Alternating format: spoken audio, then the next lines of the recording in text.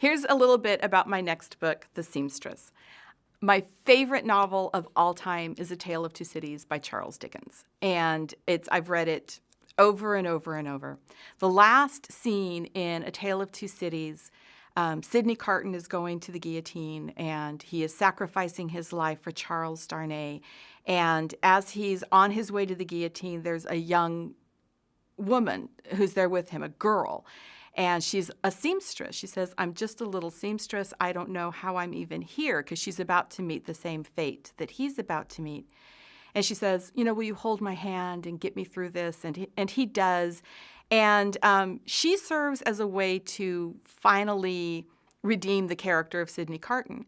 But she has this one throw-off line of dialogue where she says, I have a cousin who lives in the country, and how will she ever know what happened to me? She doesn't know where I am. And that's always intrigued me. I thought, why in the last pages of this novel introduce not only a seamstress character, but a seamstress character with a cousin who lives in the country? I just never could reconcile why that would be there. And I used to think to myself, I would love to know the story of the seamstress and her cousin. And I just had an opportunity.